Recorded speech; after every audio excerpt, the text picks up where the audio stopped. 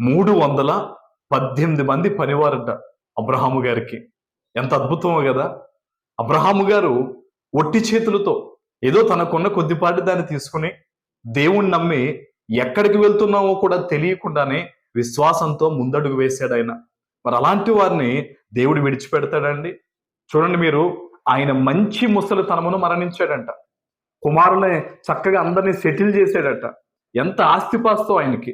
ఎలా వచ్చిందండి ఇదంతా కూడా? దేవుడిచ్చాడు. ఈరోజు నీ జీవితంలో కూడా నువ్వు కొన్ని పరిస్థితుల్ని దాటలేకపోతున్నావేమో, కొన్ని ఇబ్బందుల్ని జయించలేకపోతున్నావేమో, నీకు రావాల్సింది ఏదో రావట్లేదని కుమిలిపోతూ ఉన్నావేమో. నీకు ఒక మాట చెప్తాను చూడు, నీ జీవితంలో నువ్వు ఊహించినటువంటి ఒక అద్భుతం జరగాలి అంటే నీ విశ్వాసం అనేది నువ్వు పెంచుకోవాలి. ఒకప్పుడు నువ్వు ప్రార్థన చేసినప్పుడు ఎన్నో కార్యాలు జరిగాయి కదా, ఎన్నో సాక్ష్యాలు నువ్వు చెప్పే ఉంటావు కదా. మరి ఈరోజు చిన్ని విషయాల్లో నువ్వు ఎందుకు పడిపోతున్నావు? చిన్ని వాటి విషయంలో కూడా నువ్వు ఎందుకు నలిగిపోతున్నావు? విశ్వాసంలో తగ్గిపోయావేమో ఆలోచన చేయి.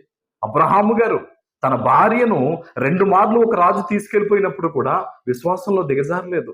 అంతే ప్రార్థన చేశాడు, అద్భుతాన్ని చూశాడు. బిడ్డలు లేనప్పుడు విశ్వాసంలో దిగజారలేదు, ప్రార్థించాడు, కుమారుని పొందుకున్నాడు. తర్వాత కెతూరా 6 కుమారులను కన్నదండి. ఎంత అద్భుతమైన జీవితాన్ని అబ్రహాముకు కలగజేసింది ఎవరు? దేవుడు. ఆయన నిన్న, నేడు, రేపు కూడా ఏకరీతిగా ఉన్నవాడు. ఈరోజు నువ్వు నమ్మి విశ్వాసంతో నువ్వు ప్రార్థన మరలా చేయగలిగితే నీ జీవితంలో కూడా గొప్ప కార్యాలు దేవుడు చేస్తాడు.